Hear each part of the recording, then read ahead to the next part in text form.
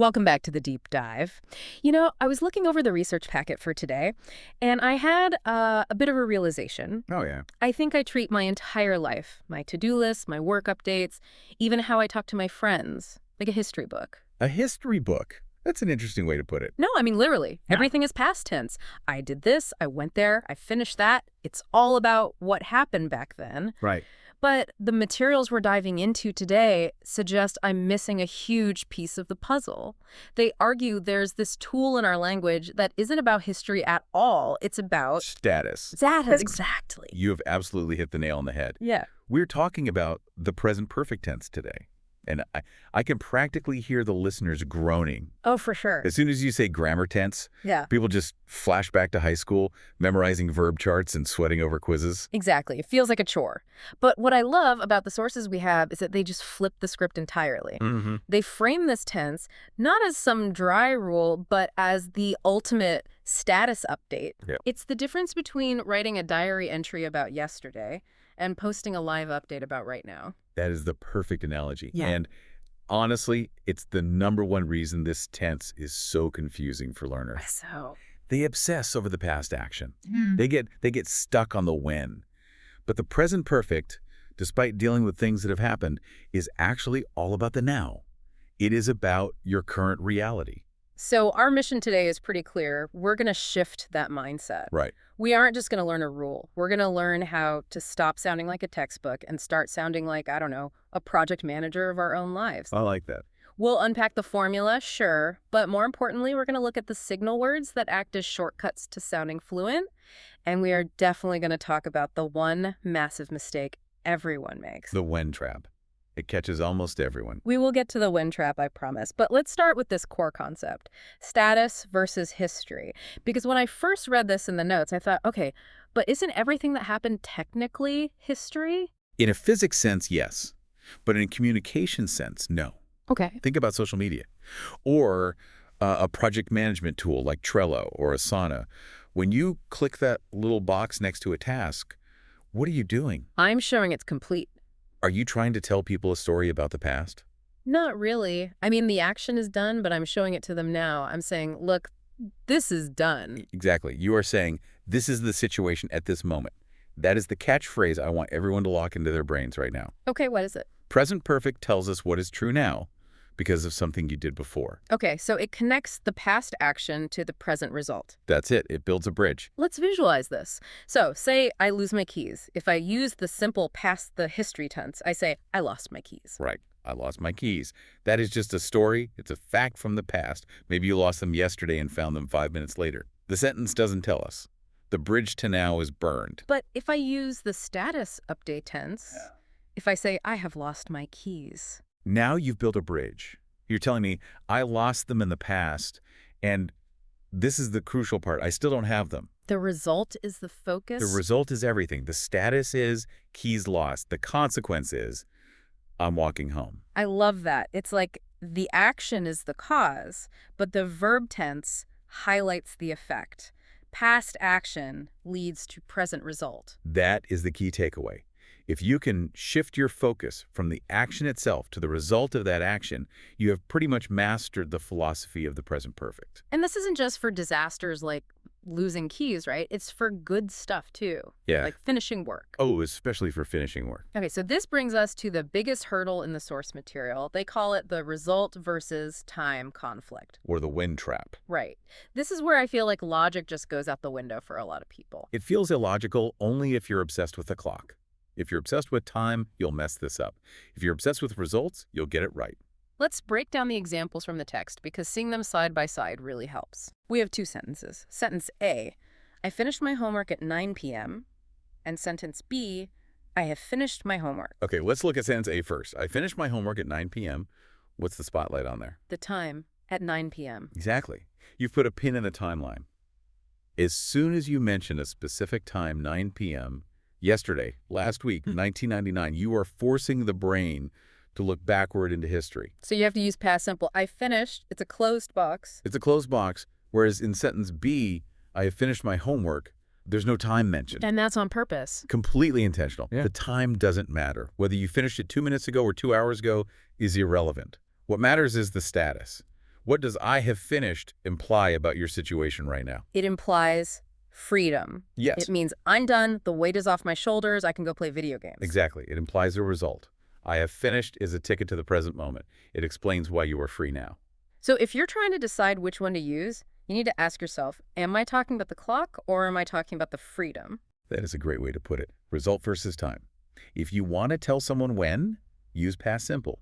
If you want to tell them that it is done, use present perfect. It's funny because once you start noticing this, you hear it everywhere. The sources mention news broadcasts. Oh, all the time. News is about now the president has signed the bill. Right. Or the hurricane has made landfall. They want you to feel the impact immediately in this moment. But if I pick up a history book about the same event 10 years from now, It'll say the president signed the bill in 2026 because by then it's just a fact on a timeline. it's history. It's history. Okay, I think we've sold the concept. Hopefully everyone's nodding along going, oh, okay, I get the vibe. I want to give status updates.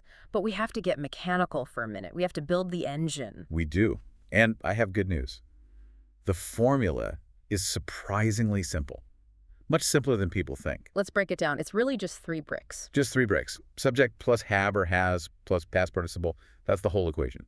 Okay, subject plus have has plus past participle. Let's start with the have versus has part because this is just muscle memory. It is. And people panic, Yeah. but they shouldn't. It follows the standard rules you already know. If the subject is I, you, we, or they, you use have. So I have, you have, we have, they have. Simple. Now, if you're talking about third person singular, he, she, or it, that's when you need the S. You use has. He has, she has, it has. The source material called this the gossip rule, right? Exactly. Yeah. Because you're usually talking about someone else. She has arrived. He has left. Have you heard? She has broken up with him. That's perfect. It's a current status update on their relationship. That's actually a really helpful trick. Okay, so we have the helper verb. Now we need the third brick, the past participle. This is where English gets, well, English. Yeah, this is where the chaos enters. For regular verbs, it is very easy. It looks exactly like the past tense. You just add ed, work becomes worked, Okay. play becomes played, start becomes started. So I have started. She has worked. Correct. But then we have the irregular verbs, the rebels. Hmm. Go becomes gone, do becomes done, eat becomes eaten, see becomes seen. And there's no secret code for these, is there? Unfortunately, no. You just have to absorb them. But here's the confidence booster. The most common ones are words you hear every single day. That's true. You know, been, done, gone, seen. You probably know more than you think. And I think it's important to say, if you mess up the participle, people will still understand you. If I say, I have eaten lunch, it's wrong, but the message is clear. Absolutely. Don't let the fear of the participle stop you from using the structure. I have eaten will come with practice. Okay, so speaking of sounding natural, if I walk around saying, I have finished my work, I sound a little bit like a robot. A bit stiff, yeah. Or a royal proclamation. I have arrived. Right. So to sound like a native speaker, you need contractions. This is mandatory for fluency. Absolutely. So I have becomes, Well, I've finished. and she has becomes, She's started. we have becomes. We've completed it. It just flows better. I've done it. Exactly. But if you really want to go from just correct to fluent, Yeah. you need the secret sauce. The source material highlights 4 specific words, The signal words. the signal words, already, just, yet, and so far. These 4 words seem small, but they change the whole flavor of the sentence, don't they? Drastically. They add nuance, emotion, and time sensitivity without using a clock time. Let's run through them. First one, just, as in I have just eaten. Just implies the immediate past, very reasoned. If you say, I've just eaten, it means there are probably still crumbs on the plate. It happened moments ago. It's the steam rising off the coffee. I've just made coffee. Right. It emphasizes freshness. What about already? I have already finished. Already is interesting. It carries a bit of an attitude. It implies something happened earlier than expected or that the completion is absolute. So it's the word you use when your boss asks you for something you finished an hour ago. Yes. I've already sent it. It says, I'm ahead of the game. Or when a kid tells their parent, I've already cleaned my room. Right. It's that defensive efficiency. I like that. Defensive efficiency. Okay, what about yet? This one is usually negative, right? Correct. Yet is used in negative sentences and questions. I haven't finished yet. This is my favorite one. because of the mindset it creates. If I say, I haven't finished, that's just a flat fact. It sounds like a failure. It does, but I haven't finished yet. Signals intent. It means I'm working on it. It's coming. It keeps the door open. Exactly. It creates an expectation of success in the future. It's very professional. We haven't met our quota yet. It implies we will. Okay, last one. So far. I've written 3 pages so far. This is the purest form of the status update. It puts a pin in the current moment and says, looking back from right now, this is the pile of work I've accomplished. It's great for measuring progress. Perfect for it. So if you use these words, I've just arrived, I haven't seen it yet, I've already done that, you instantly sound like you understand the flow of time. You sound fluent. You sound like you're managing your reality. Okay, we're feeling good, we're confident, we've got the structure, we've got the signal words. But now we have to play the role of the strict grammar police. We must. Because there is one specific mistake, one forbidden combination that hits almost every learner. This is the big red X. The most common error is mixing the present perfect with a specific past time. Give us the example. What do people say that's so wrong? They say things like, I have finished yesterday, or I have seen him last night. Oh yeah, I hear that one. I have went there in 2020. And to a native ear, that just sounds broken. It sounds like a logical contradiction. But why? I have finished is correct. Yesterday is a real word. Why can't they be friends? Because of the logic we talked about at the beginning. Remember the bridge. Right, it connects to the now. Present perfect connects to the now. But words like yesterday, last night, or in 1999 act like scissors. They cut the cord to the present.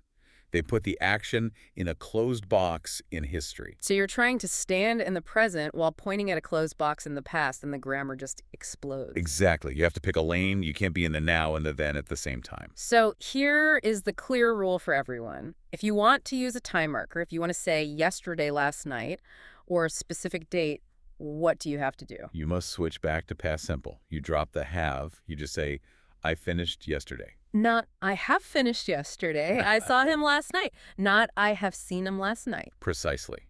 If there's a timestamp, go simple. And if you really want to use the present perfect, if you want to say, I have finished, Then you must delete the time. You just say, I have finished. Period. so it's a trade-off. You can have the have, or you can have the yesterday. You cannot have both. That is the golden rule. It's like, I was born in 1990. That's a specific time. You would never say, I have been born in 1990. Right.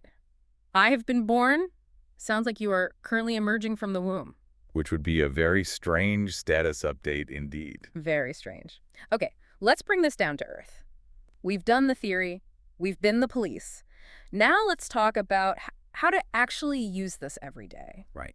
Because we promised this isn't just for textbooks. This is for your daily routine. I think the best way to practice this is to narrate your own life. Turn your internal monologue into a series of status updates. Like checking in with yourself. Exactly. Think about your morning routine. You're ticking things off a mental list. Instead of just doing them, say them to yourself using the structure. Okay, so I check my phone. I have checked my messages. You clean your room. I have cleaned my room. You start your work. I have started my project. You look at the clock and realize you're hungry. I haven't eaten yet. It sounds so simple, but reframing it that way, it makes you feel productive, doesn't it? It does. It gives you that little dopamine hit of the check mark. It turns cleaning into achievement. And in a conversation, this is how you sound natural. Let's do a quick role play to share how this sounds in the wild. I'll be the annoying colleague. Ready. Hey, have you finished that report for the meeting? Yes, I've already sent it. Have you checked your email? I haven't checked it yet, but I've started the presentation slides. See? That just flows. I've already sent it. I haven't checked it yet. I've started. And notice, we didn't mention a single time. I didn't ask, did you finish it at 2 p.m.? I just asked about the status. And that is efficient communication. The source material calls this progress language. I really like that term. Yeah. It stops being present perfect grammar and starts being progress language. It is the language of value. When you use this tense, you're communicating your achievements, your updates, your productivity, and your life experience. Like, I have traveled, I have learned, I have improved. Exactly. These are statements of who you are now because of what you did. It's about taking ownership.